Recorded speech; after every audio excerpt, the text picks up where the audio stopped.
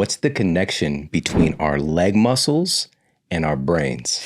Oh my gosh. When you hear this, you're probably going to freak out. So there is now evidence in humans that the larger the leg muscle, the bigger the brain. And this fascinates me, right? Because we've always had an understanding that strength and muscle mass correlates to a longer life and a bigger brain, right? But there was a twin study done on women, so identical twins, and what they found was that one of the twins who had greater leg power and leg strength had a larger hippocampus, which is an area in the brain involved in memory formation, and had better cognitive functions such as fluid intelligence. So when you look deeply into this, you think, well, why is that? And that's because greater muscle mass and greater strength is helping you with insulin sensitivity, which you know this, right? That's the back end of it, right? Like, why do we want bigger muscles? It helps with insulin sensitivity. It helps with metabolic health, so staving you off metabolic dysfunction. And then there's also the other aspect, which is you can actually help the synaptic plasticity in your brain via going to the gym and working out. So can you talk a little bit more about what plasticity is? Yeah. So our brain houses around 100 billion neurons, right? And that's very big, right? And every single neuron, which is a nerve cell, is connected. There's around 10 to 15,000 connections per neuron. So there's a lot happening in your brain, right? So they all connect to one another. And as we age, unfortunately, the connections end up dying off. They die off when we go through neurodegeneration, for example. Actually, one of the main causes of neurodegeneration is synaptic loss. That's when the synapses tend to lose. And that's how you actually get atrophying of the brain. If you hear that somebody has brain shrinkage, it's generally because the connections between the brain cells are shrinking or dying off. So when we talk about synaptic plasticity or neuroplasticity, that's the brain's ability to rewire itself. So if you perform a specific task over and over again, your brain creates these highways, right? So different neurons connect with one another. They create these highways, which makes it easier to perform that task again. But when we're engaging in exercise, whether it's running, so whether it's doing aerobic activity, resistance training, we're creating greater connections between these nerve cells. And what ends up happening then? Well, we have a thicker brain, thicker cortex, better ability to think, to move, and to age better. So in this twin study, which was printed in the Journal of Gerontology, it definitely showed that leg power was attributable to greater brain health. But here's the difference. Notice I said power. So we've known for long that strength is correlated to longevity, right? So the stronger you are, the better you will be able to stand up, move around, and not succumb to a fall in your 80s, right? But leg power or power as a whole doesn't get that much attention. So power, when we're talking about from muscular power, is strength times speed. So what does that mean? It means that explosiveness, right? So your ability to do it's usually tested via a vertical jump. So in this study specifically, they showed that both power and strength was correlated to a bigger brain. Oh my goodness. I love the specificity on that. Yeah. Because again, we think, okay, well, first of all, you shared that regardless of the type of exercise, it's going to be supportive of good brain health. But there are certain inputs that are especially valuable. And so working our leg muscles and minding strength and also power, and we're going to get more into like what are the best practices. But I want to ask you a little bit more about this because with muscle, you mentioned the insulin sensitivity factor. Yeah. And the connection there with the brain. But also, what about muscle's capacity itself to kind of function as an endocrine organ or an organ that's producing chemistry itself. Let's talk about that part. Exactly. And that's part of the journey. You know, I think that we all see, okay, yeah, just grow bigger muscles. It's not just about the end stage, like increases in muscle size, hypertrophy. It's what's the journey of getting there? So every time we go to the gym and we're engaging in resistance training, what we're doing is with every contraction of your muscle cells, we release myokines. And that's what makes it an endocrine organ, because myokines are hormones. They're muscle-based proteins, but they're also hormones. And, you know, we can name about 12 right now. We've got irisin, we've got cathepsin B, myostatin, and what these BDNF, which is the most prolific one, what these myokines do is once they're released from the muscle cell, right? And this happens under force. I want to be really clear with that because there's so many women that are lifting what we call pink weights, you know, 1 pound, 2 pound weights that are not doing anything. You have to generate enough mechanical force and tension for your muscles to release these myokines. That's the only place they live. These myokines live in the cells of the muscles. So when we contract our muscles and we release these myokines, they go into the bloodstream and they travel. And we've got receptors, right? We've got receptors all over our body. We've got them in our brain, on our liver, prostate, ovaries, everywhere. And if you imagine receptors and hormones as a key unlock, the receptor is open and the hormone is the key. You put it in, it unlocks amazing things. So these myokines, when they go up in the bloodstream, some of them can cross the blood-brain barrier. Irisin, for example, that's one of the myokines that is like a messenger molecule. When it goes into the brain, that's exactly what it does. And it binds to these different receptors and it helps with different functions of the brain. We have to remember, every lobe of the brain is responsible for something different. You've got the frontal lobe, which houses the prefrontal cortex. Then we've got the cerebellum, which is the mini brain, which is involved in posture, coordination, spatial awareness. You've got the temporal lobes, which auditory processing, but also house the hippocampus. So it's enabling them to function better and at their peak. Just think about it the same as how you would work out your legs in different areas. You've got your quads, you've got your hamstrings. You can think about your brain like that. So these molecules, when you are placing your muscles under stress, can act as the pharmacy, releasing all of these little drugs that go into your brain and have positive effects. But not just that, they can also travel to different areas of the body, right? I mentioned prostate. And this is fantastic because I'm now looking a lot into the research of resistance training on cancer mortality. And I actually just posted yesterday a phenomenal article that showed that I think it was around a 30% cancer reduction and cancer reoccurrence in colorectal cancer just by doing aerobic activity and resistance training. And this all comes down to the myokine release. So these myokines can go into different areas involved in, tumor progression and shrink the tumors. That's so powerful. Listen, every time we look at something related to exercise and human health and survivability, we keep finding benefits. And this is something that, modern science is affirming, but it's coming at a time when we're so inactive, right? We're becoming more and more sedentary. And it's just finding that we're becoming essentially less human in a way and what our genes are expecting of us. And so finding all these benefits of exercise and some of the capacities that we need to be mindful of as we're getting older. And so I want to ask you about some specifics for building that power. If we're looking to get this benefit, we want a thick brain, we want a bigger brain, a robust brain, great plasticity. What are some of the best practices, right? You mentioned the pink weight phenomenon. That's not going to be what we're looking at if we're looking for power. So what are some of the things that we need to be doing? Well, since power is the production of speed and strength, we have to work on both of those. So when we're looking at explosive power, we're really looking at how much force can you generate in the fastest amount of time. So it could involve doing a jump squat, for example, with a load.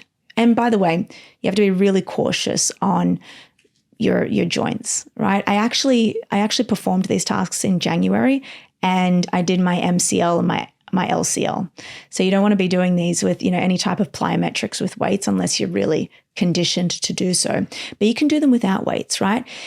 There's really great evidence to actually show that if you do 20 jumps, and this goes into females who are going through this perimenopausal, menopausal phase in their life. If you just perform 20 jumps on the spot, not loaded, you can actually grow the bones, that you can actually have an effect on your bone mass and bone density. And that's involved in explosive training as well. So anything that's really going to get you to push a heavy load in a shortest amount of time is what we're talking about here. Yeah. I love this because there's progressions for everybody. So having a good on-ramp is just getting physical literacy with body weight, your body weight squats, and then you can progress to some jump squats without any additional load. Your body is a load, and in particular, you mentioned jumping. There's so much data on this now, and just looking at functionality in older age, if people are able to jump. Yeah. And so not losing that capacity. And walking downstairs as well. So a really great exercise is, a box jump, right? Or a vertical jump where you're putting a box up and you're jumping. By the way, it is so hard to do as you get older. I remember being young and I was able to jump really high on a box. And because I've stopped doing that, obviously now there's this, it's like kind of frightening to jump on. I don't know what it is. You run and then you go to do it, but you stop. I don't know if that's a function of older age. Your brain is like, hold up. Yeah, hold up. You're gonna snap your legs. So I've actually created a task for myself, and it's 1 jump a day.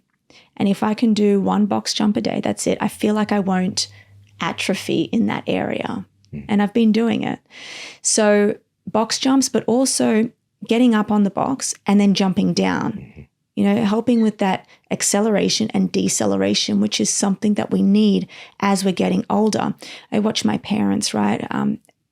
We've probably both we've got aging parents, a lot of people listening. And what we find is that I look at my parents and I see them going down steps. And I always think, oh my God, I pray to God that, that they have enough strength to hold themselves or grab onto something as they're going down the steps if something was to occur. Yeah, stairs are phenomenal for so many things. Even that action of going up the stairs, it is going to elicit like the development of like a better VO2 max faster because of that elevation. It's basically like doing a little mini 1-leg squat each time and you're going up. And obviously coming down as well because of what it requires. It's kind of like there's a big explosion of people training going backwards and doing the backwards sled and all these things. And it's just like that reverse action, lowering yourself and, just finding yourself a flight of stairs, even if it's at home, and just kind of engaging with that a few times a week. But I love this with the box jump because you said it. Yeah. It's a thing if you stop doing it. And that's usually what happens for us over time is, our adult selves, we stop playing, we stop jumping, and we'll get what I found myself doing for a time was doing the big stuff, like doing the most important things. I'm strength training, I'm walking, all these other things kind of get moved to the side. But just getting little sprinkles of it can help you to maintain that capacity. And so, a great exercise, one of the things that I do now recently, so if I'm doing like a jump, I'll find some stairs, like maybe 5 stairs, like in the front of my house, for example. And I'll jump up 4, like a box jump style. I'll jump up 4 and then I'll jump 1 with both my feet together. So it's like boom, boom, like a quick, and then. And even that's going to stimulate osteoblasts. That's in right. The bones, yeah. And then coming down, so this is a different exercise. I'll stand at the bottom step, I'll step down, then I'll jump straight up. So it's just, and you could do this with a bench, at the gym. You just step down off the bench and then go right into a jump. There's all kinds of cool and interesting ways you can do this and engage this kind of muscle-mind connection, muscle-brain connection. But most importantly, get some jumps in. One of my favorite things to do is jump rope. Exactly. I've seen you do that. Yeah. Jump rope actually is, when you look at this study specifically on how to train, the participants were doing jump rope as well. So anything that involves literally just getting your feet up off the ground, and it doesn't have to be high. You can just, That's right. You can, and for the jumps, especially for women, if you can jump on the spot 20 times, do that twice a day. It doesn't involve anything. You can do it in your bedroom if you have to. You are stimulating the cells and the receptors of your bone to create new bone cells. One of the symptoms of menopause and perimenopause that occurs, and this is why osteoporosis is so detrimental for women. Yeah. Super easy access, jump rope, inexpensive. Doing some basic jumps, basic skips, and again, progressions. We can, instead of like the small jumps, you can jump higher, right? It's just a timing thing. And single leg jumps. Yeah. Super valuable. If we're talking about that leg power and being able to perform with one leg, but these are all progressions. The thing that keeps jumping into my mind that I want to share in thinking about the capacity to jump is just even finding the curb outside and just doing basically a mini box jump, just jumping up onto the curb. If you're starting from scratch, and I can understand that hesitation if you haven't been jumping. So just find something small, or again, just use your body weight, just jump right in place, and you'll start to build up that capacity, the confidence to do more. Yeah. I ask myself often, right, why is it so hard for people to really understand the benefits of resistance training? It's hard, right? And I get that as you get older, you've got more and more responsibilities, whether it's kids, whether it's work, household chores. I get it gets really difficult, right? I understand that. And then I think about what I know about the brain. And unfortunately, we can't see the brain, but we can see the symptoms. And the symptoms show up in things that you think that you can mask with a pharmaceutical drug. For example, a headache, or not remembering somebody's name, or agitation, irritability. These all come from somewhere. And as our brain atrophies, just due to the natural brain aging process, right? These symptoms start occurring, and my brain can atrophy at a different rate to yours and in different areas. So my symptoms might show up in different ways. We were talking earlier about the visual system. More and more people are becoming, I think you mentioned short-sighted, and we're getting more visual impairments as we get older. Why might that be? Is it a function of not going outside and not seeing nature enough? Or is it a function of the back of your brain, the occipital lobe, that's not functioning properly as a result of not working out and not boosting the amount of blood flow that goes to your brain? Yeah. You mentioned the cerebellum earlier. Yeah. And that's a substantial part of the human brain. Oh, and yeah. So much of that is involved in movement. And it just tells you like the way that we evolved and how important movement is for survivability, right? Like we're not just these kind of cognitive centered creatures, we're movement centric creatures, and they really go hand in hand. And so we're able to feed that with what you're sharing with us. And so being that we're looking to train power, you mentioned strength times speed. Yeah. So what about strength training exercises and just approaching them differently? So like maybe we're doing some squats, and we not necessarily jump squats, but just like trying to move the weight a little bit faster. Maybe single leg squats. These Bulgarian split squats are hot on the streets now. It's been around for decades, but what about amazing. that? Yeah. So I wouldn't just go to the gym and do exclusively power. You're going to burn yourself out. It's a function of strength and speed, right? So you need the strength there. So you need to be lifting heavy. Now, it's funny, there is so much, this is consensus around, do I lift 3 reps with really, really heavy weights, or do I lift 6 to 8 reps? And the way that I love to refer to this is lift until you've got 2 reps in reserve. That means whether you have to do 8 reps or 6 reps, just make sure that you have 2 left until you go to absolute failure. So you don't want to go to absolute failure in every single set, right? You want to get to 2 reps in reserve. That's what I've been deemed to know after interviewing some of the best people in that field. So you want to be working out, and you always want to be doing compound movements. And I think that we need to move away from looking at just training quads at the gym, right? Because again, that means you have to be in the gym 7 days a week because you're working on different muscle groups, you can have a significant impact on your muscle mass and strength if you're lifting 3 times a week, resistance training. So what would that look like? Well, I would recommend focusing on compound movements, whether it's your deadlift, whether it's your split squats, as you mentioned, Bulgarian split squats. I love RDLs. I love doing anything that's working on my glutes, of course, doing like weighted squats at all times. And then next day doing upper body movement. And then if you want to, right at the end of your workout, incorporating some of the explosive movements. I love this. And, you know, the women listening, they're not going to have any problem with this whatsoever. You know, leg day is not an issue. But I think it's going to, for guys, and that's changed also recently. Like a lot more guys are about that life when it comes to leg day. Really? But there's still a lag with the fellas because we tend to be more upper body focused. But just to, you know, make sure that we're getting those inputs. And also, this doesn't negate the value of training your whole body as well. So we're focused again on the data indicating with legs and the power there. It's just our legs are such an important mover of life, right? And so I could see that connection, but making sure we have a strong upper body, pushing, pulling in different ways. And I think just the act of training and novel experiences and challenging ourselves, I think all this stuff is good for our brain too. Novelty is fantastic. And the more that you do the same thing over and over, the worse your brain is. I'll tell you something. If you want to age somebody fast, if you want somebody to get Alzheimer's disease, if you really want to age their brain, get them doing the same thing every day, hanging out with the same people every day, not challenging themselves, not placing their body under load, not placing their bones under mechanical stress, not placing their heart under any stress.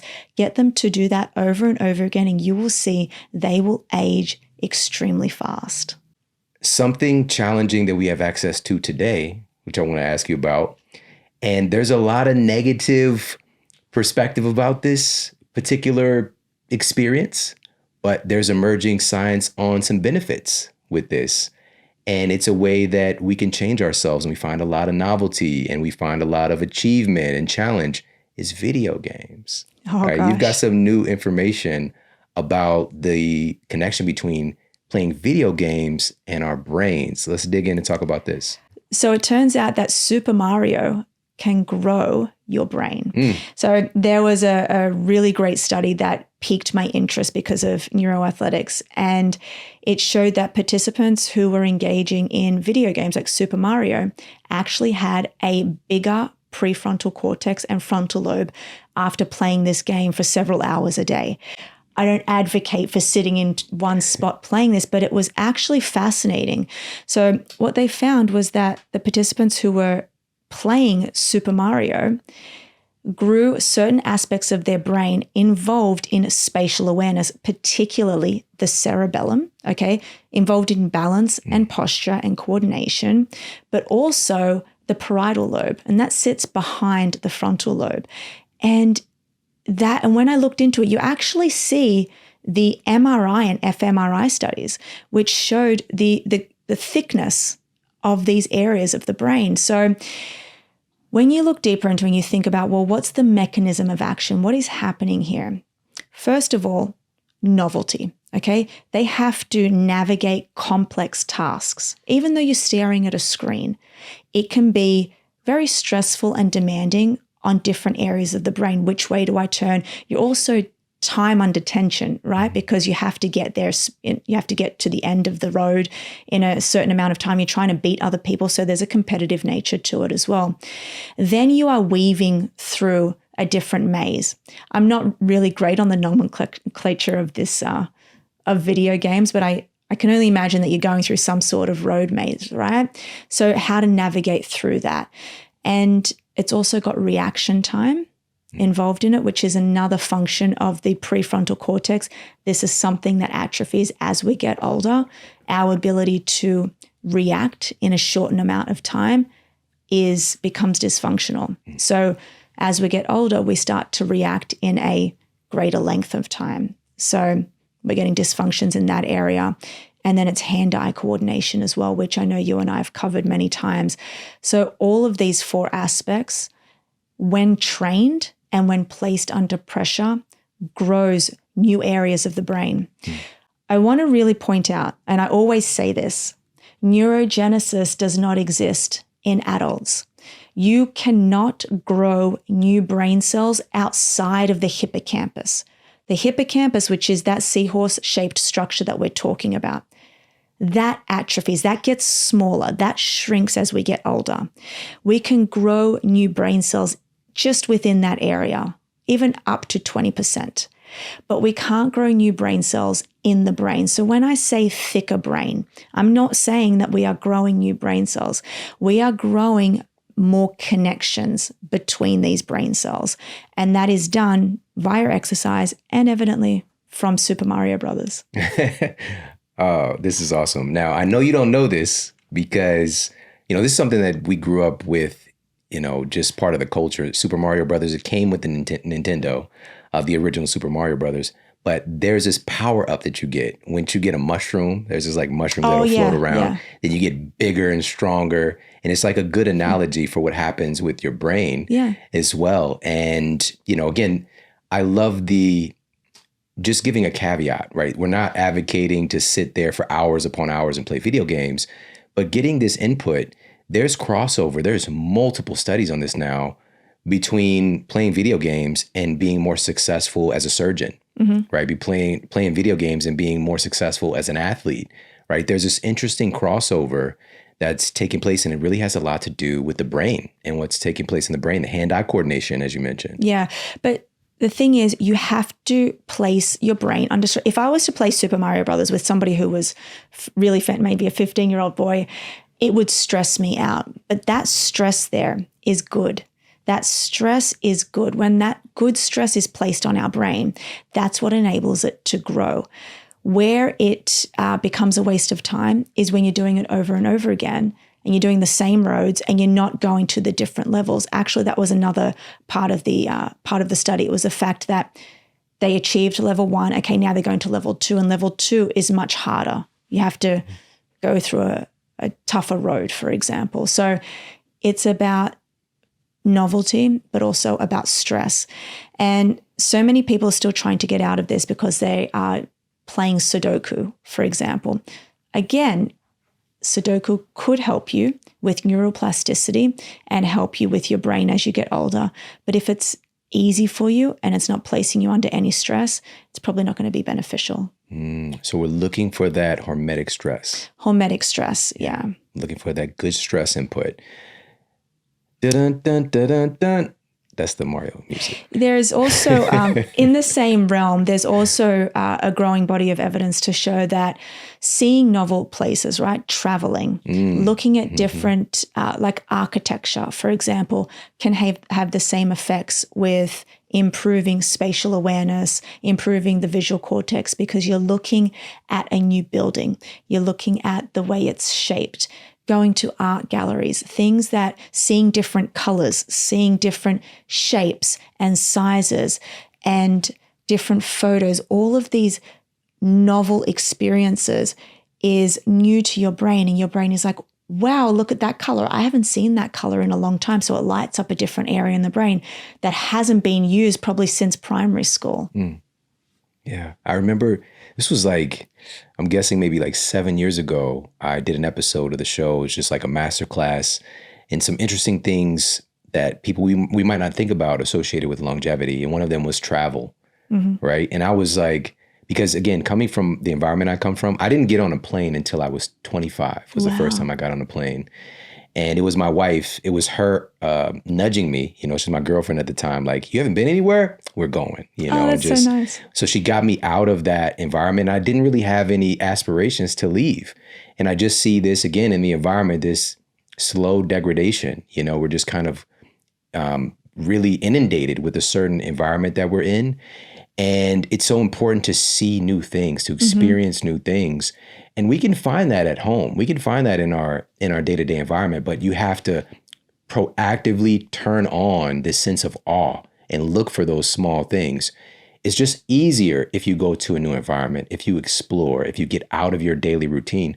You just said one of the most powerful things you've shared is just like, if you want to guarantee your path to neurodegeneration and dementia, then keep doing the same thing again and again and again, and not challenging yourself and getting your brain exposed to new things. Because the brain is always looking for automation, you know, it automates that stuff. Easiest thing. So it can expand and focus on new things. And that's what keeps our brains young. Actually, one of the biggest studies ever done on memory was on New York City taxi drivers.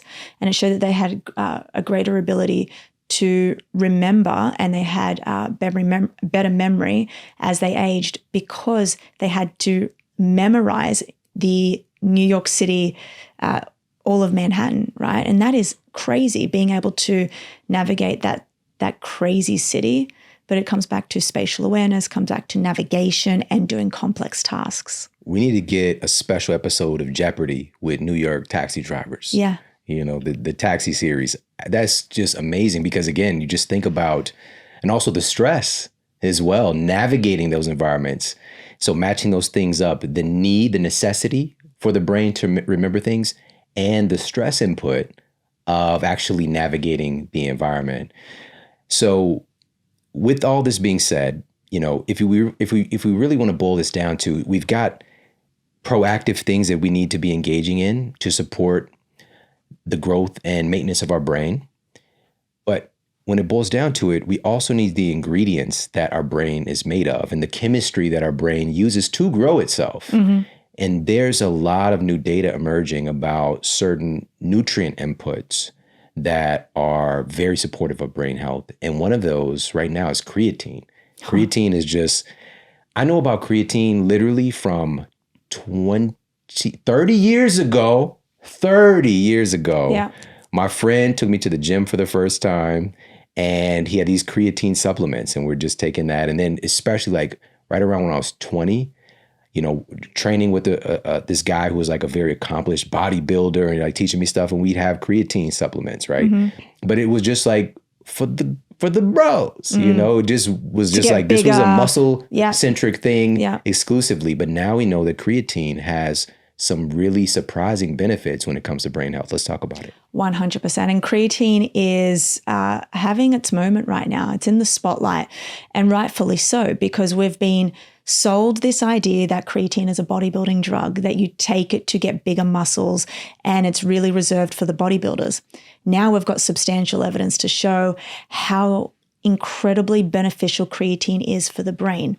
Now, caveat, I've known this for several years, and I was pushing out 5 grams a day of creatine. And we now have a phenomenal study which showed that when you supplement with creatine, 20 grams of creatine per day, it increases brain creatine levels by 11%, which has improvements in the functioning of your brain, specifically fluid intelligence and your ability to communicate faster and better. So what does that mean? Well, 20 grams of creatine is a lot, right? So our creatine is a naturally occurring molecule that is produced in the liver, pancreas. 95% of our creatine stores is stored in the muscle, and 5% is stored in the brain tissue, right? And it's involved in cell energy metabolism and ATP production, if you will. That's a really low-level way of communicating it. So we don't have enough creatine stores to put us through the daily activities that we do every day, right? So our brain, even though it is 2% of our total body weight, it consumes 20% of our energy. So 20% of the calories that you consume per day just goes to generating this powerhouse in our skull. So it's a hungry organ, so it needs a lot of energy. Where do we get energy from? We get it from the mitochondria within the cell. So that's the site of ATP production, and that's where we need more creatine. So we were sold this idea that 5 grams a day is fine, but 5 grams, what we know now, 5 grams can saturate the muscle. And we've got around 3 grams already, 1 to 3 grams that we can use per day. That's why we need more of it. So we were supplementing with 5 grams. We're getting the benefits at the gym, but we now know that to saturate the brain tissue, we have to have more. So the evidence around Alzheimer's disease, which is what this specific study showed, whether it's for becoming a neuroprotective agent in NFL players or anybody getting, knocks to the head, or just general mental fatigue, we have to up the dose to around 10 to 20 grams a day. And that's scary to some people because we're still believing the myth that creatine increases DHT, which results in hair loss. But that's not the case. That's been debunked. Creatine may bloat you, but that's not going to cause any type of kidney issues. I get on my Instagram every day, sure, you can take 10 grams of creatine, but what's going to happen to your kidneys? There's been no evidence to show that creatine causes any type of kidney dysfunction, right? Or kidney damage. So that's fine. The only thing that it might do is you will have some mild GI distress. And if that's the case, you can separate your creatine. You can have 5 grams in the morning or 5 grams at night. It doesn't degrade in hot water. It actually pairs well with caffeine. Even 300 milligrams of caffeine with creatine can actually boost your performance. It can be taken in your smoothie. It can be taken anywhere throughout the day. It doesn't matter. You just want to be able to saturate your brain and your muscles on a daily basis. So moving and making the switch from 5 grams to 10 grams. And if you have something really mentally fatiguing that you have to undergo, maybe up it to 15 grams a day. I'm now actually really interested in some of the robust mechanisms between creatine and neuropsychiatry. So they're now testing, and this is in hospitals, so doing RCTs, which is the gold standard in academic medicine. They're now getting patients who are prescribed an SSRI and giving them creatine, supplementing them as well with creatine, but also getting rid of the SSRI and just replacing it with creatine. And they're finding on scores of, of how they're feeling every day and their moods, they're finding that they're having the exact same experience on creatine as they were with the SSRI. That's powerful. There's so many connections with the brain with creatine. We don't think about that. I love that you shared this distinction with the storage in our muscles versus the amount in the brain. And just that in of itself, the fact that it's being stored in the brain and utilized in the brain. Now, with that being said, with it being stored in the muscles, that is a reminder for us that creatine is something that is naturally occurring. And you could find it in foods, in particular muscle. So foods like red meat, liver, fish, poultry, any of these like animal-based foods, you're going to find creatine. But I want to make it known that the bioavailability of eating like a pound of red meat isn't going to be the same as getting it through pure creatine monohydrate. Of course. And this speaks to also what are we doing it for? Yeah. And so if people are like, am I not getting enough? If you're eating a well-rounded diet, you're going to be okay. But if you're training, for example, and if you're dealing with a lot of stress like most of us are, this can be something that is obviously a helpful supplement for most people today. But not just that. We also have to think about the worldwide epidemic of 60 million people having Alzheimer's disease. And that's projected to triple by the year 2050. So if we know that we are being attacked, if our brain is being attacked on a daily basis, which it is, right? Why not protect your brain with creatine? Because creatine is also neuroprotective. Is there anything else as far as nutrients, key foods maybe that we should be thinking about in terms of brain health? You got some new information on? Well, I also want to keep pointing out, which I always do on your podcast, it's omega-3 fatty acids, sticking to that, moving into understanding supplementation for omega-3 fatty acids. If you go and do a really easy pinprick test, it's an omega-3 index test. The average percentage here, you do a pinprick test and it gives you an omega-3 index, which is a percentage. The average score in the US is 4% or lower, which increases your mortality, right? So omega-3 fatty acids can not just have an effect on your brain, but can also have an effect on your longevity. And you can go from an omega-3 index of 4% to 5% by just merely supplementing with 3 grams of EPA and DHA per day.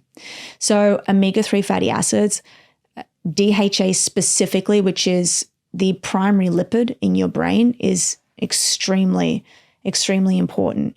But then also looking at your B vitamins, polyphenols, which is found abundantly in berries and plant foods as well. I strongly recommend for a healthy brain. A couple of the biggest deficiencies, you mentioned omega-3s, huge deficiency. And this is one of those things that leads to brain shrinkage, not getting enough in. What about another big deficiency today, vitamin D? Vitamin D is huge. In the US alone, we're seeing another epidemic of people having a vitamin D level of 20 nanograms per deciliter or less, when it should be around 60 nanograms per deciliter. So why is that? Well, it could be a result of not going in the sun enough, or it could be the result of purely being magnesium deficient, right? So magnesium is involved. So you can just supplement with magnesium and raise your vitamin D levels alone. Or you can supplement with 5,000 IUs per day of vitamin D to get your levels up. And there was a phenomenal study that was just released that showed an almost 20% reduction if you improve your vitamin D levels. So yeah, it's not operating in a vacuum. No. That's the thing. And that even with all this stuff, like, is your body able to actually utilize it, the bioavailability? And even with the, our body's converting sunlight into vitamin D for ourselves, it goes through all these different steps, associating with the cholesterol in our skin, and our liver has to do a job, and like all this stuff to get to that end product. And are your organs healthy, right? Are you consuming things that are gumming up this process? Are you deficient in the things that your body needs, in particular magnesium, for example, to make this conversion process? And so, really minding these things. So is there any connection with vitamin D and our brain health? Yeah, so this study specifically that showed that if we have improvements in vitamin D, it can lower our risk of getting dementia. The specific mechanisms here is we've got vitamin D receptors all over our brain. So vitamin D helps regulate mood. It helps, which can obviously help with mental health disorders. Vitamin D helps with the production of BDNF, which is brain-derived neurotrophic factor, which can help with neuroplasticity. But one of the most surprising parts of vitamin D is it helps regulate microglial activity. So as I mentioned, we've got different types of brain cells, and we've got these specialized cells called glial cells, and they're involved in the immune response in the brain. These glial cells they're sticky. I call them nonsense cells, but they're like glue, right? And it actually comes from the Greek word glue, but we've got smaller versions of them called microglial cells, and this is involved in the activation of the peptide that actually builds up in our brain called amyloid beta. So amyloid beta was this demon molecule that we used to think is the cause of Alzheimer's disease. We used to call Alzheimer's disease the amyloid cascade hypothesis. But what we know now is that amyloid isn't the demon here. So if we can support the immune activity of our brain via these glial cells and these microglial cells, we can fight off infections, we can improve our immunity, and we can fight off with the clearance of amyloid beta.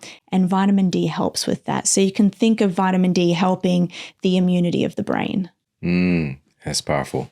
I love this.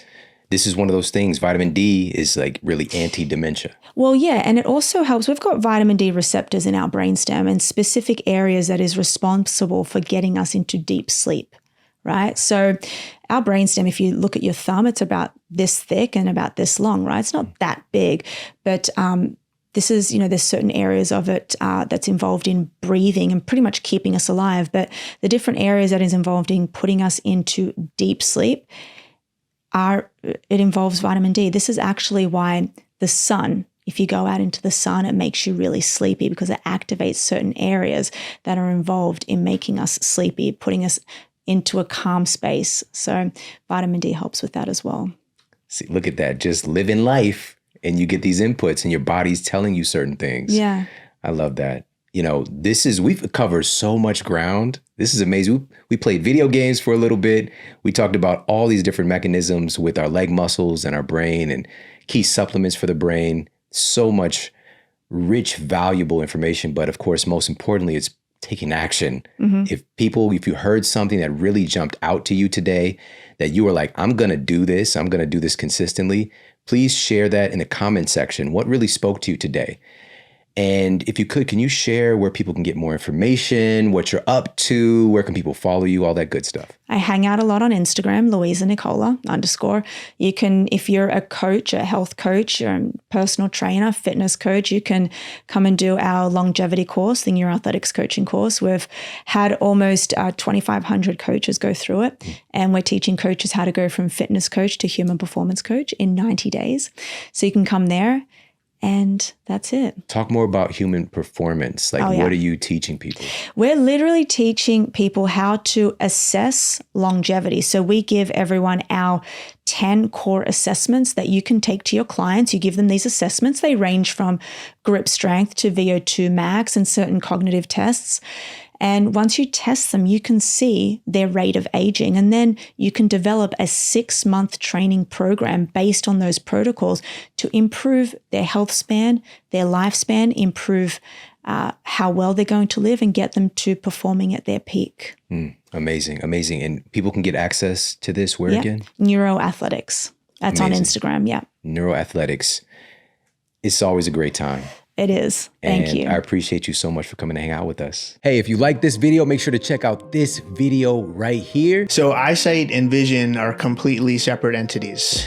Eyesight is just our ability to see, whether that's letters on a chart in an eye exam, what the teacher writes on the board in the classroom, or when you're driving, what's on a sign. Vision is far more complex. Vision is how our eyes move together, converge, track, focus, how we process information.